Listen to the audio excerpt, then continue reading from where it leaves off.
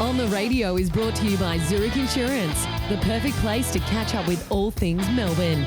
If you enjoy this content and want more inside access from the team, make sure you visit the club website. So some of you would have seen this fantastic story that Melbourne put out over the weekend. They've turned a red earth footy ground, which is beautiful in its own right, by the way. I mean, there's nothing quite as spiritual when you're seeing the Northern Territorians and the top enders playing in the magnificent ochre earth of Australia. There's something quite lovely about all that. But they get a bit sick of it, apparently. They wouldn't mind playing on a bit of grass every now and again. Yeah, the romance wears off a little bit after your fifth scun knee, you reckon? Imagine what it'd do to the white shorts. Oh. You'd never quite get them back, would you? No amount of homos bringing that back. So with the help of the Melbourne Footy Club, the MCG of the desert has been created. Santa Teresa, 80 k's out of Alice Springs in the NT. It's quite a thing of beauty now. Matty Whelan, who played some magnificent football for the Melbourne Footy Club, was one of my 5 most underrated Indigenous players. He was on my shortlist. He didn't make your 5. Made my 5. He wasn't squeezing Jamie Lawson out, and Matty Whelan would be totally fine. Yeah, I don't believe so. I think Matt Whelan deep down would know that he's a not better underrated, rated. Would know that he's a better player than Jamie Lawson and should have been in that list. That's not why he's on the show. He's the Indigenous Projects Officer at Melbourne. He's here to tell us how this program was born and how it came about to where we see it now. Hey, Matthew, thanks for joining us on the show, mate. Thanks for having me, Andy. Thanks, Bob. Can you remember the start of this? Can you remember, were you around at the time when the first idea was kind of pitched to turn this red earth oval into a grassed footy ground? Certainly was. Back in 2017, we launched our first reconciliation action plan. And one of the things that we wanted to do with that is become immersed in Aboriginal culture. So not just to fly in, fly out, do your clinic for an hour, fly out of there, that sort of thing. We actually want to get to know the community, build genuine relationships. And as part of that, we actually camped out in Santa Teresa. They obviously lent us the space to do it. So we're just in the swags on the red dirt under the stars. So an amazing experience. And that's how it all sort of started.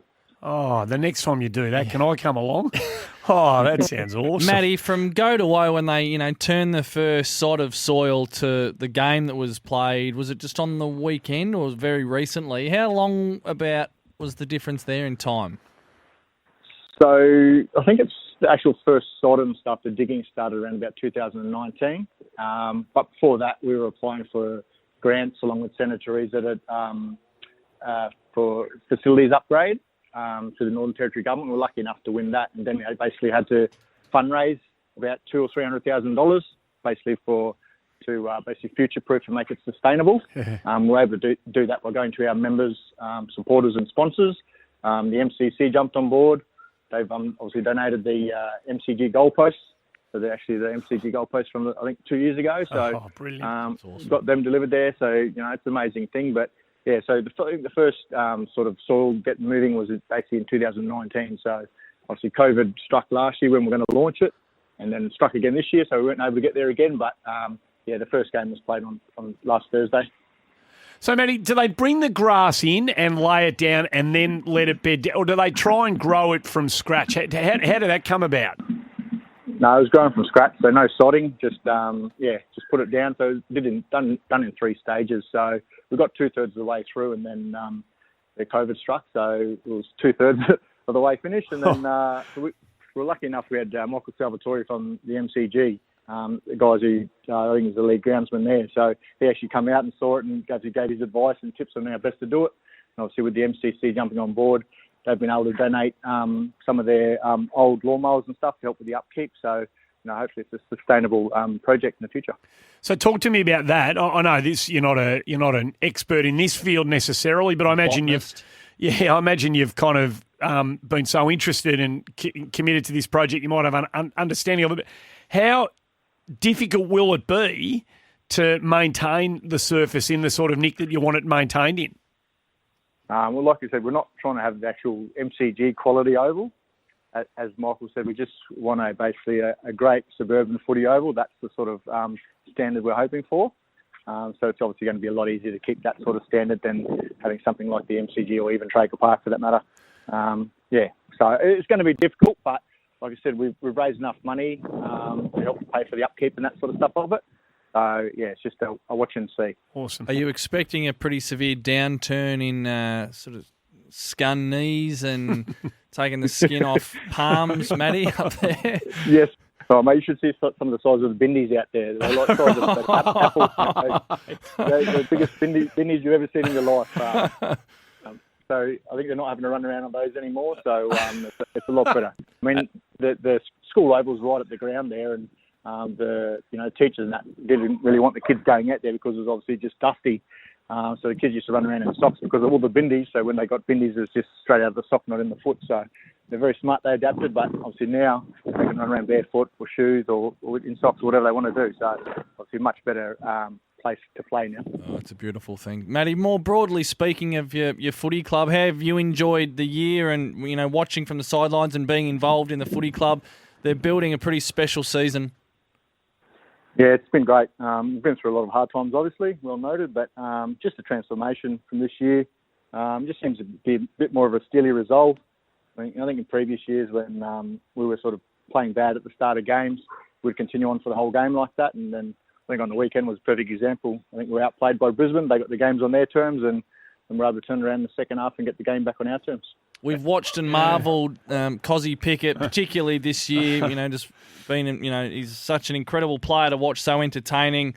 Obviously, a lot of hard work goes into making the game look that easy. You must have worked closely with him, I'm guessing. Oh, not in the footy sense, but just off the field to try to give him advice where I can. I mean, we're lucky enough. We've got Neville Jetta at the club, and Nev's his uncle, so I think that's the sort of best person you can have at the club, someone that's related to him. So whenever he gets that little bit homesick, he'll go stay with Nev. So during lockdown last year, for the first bit of it, he was where he was living. Then he went and lived with Nev for the space of the lockdown. But I think we've got Stephen Maher there as well, very sort of seasoned campaigner, and Nev as well. So I think he's got all the advice he needs, and it's just a case of him. If he needs it, he's asking for it. But to be honest, I haven't had anything to do with the footy side, but off the field, it's more sort of where I get involved. You played 150 games for the D's, and you often put people like Cozzy Pickett to sleep on game day. That was your job, to just put him in the back pocket and keep him there as often as you could. He'd be a nightmare to play on, Matty. Oh. He'd be a nightmare to play on. Yeah, I certainly love watching him from the sidelines. I think he hits so hard, like he hits like his uncle, but he's probably even more skillful than his uncle. So basically, the safest place on the footy field was playing on his uncle, was right on the left shoulder, right behind him, so you didn't have to run at him. So little Cozzy's the same as well. So he hits well above his weight, and he's just beautiful both sides of his body. He can do it all. I'm just waiting for him to take that big mark.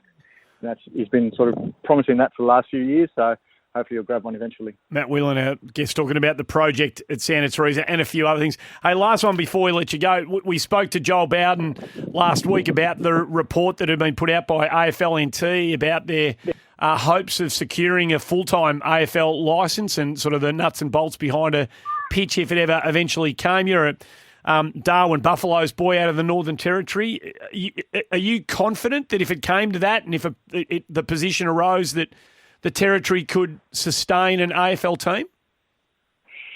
No, not financially. I don't think they'd be able to. I just don't have the population. I don't know if the businesses are there.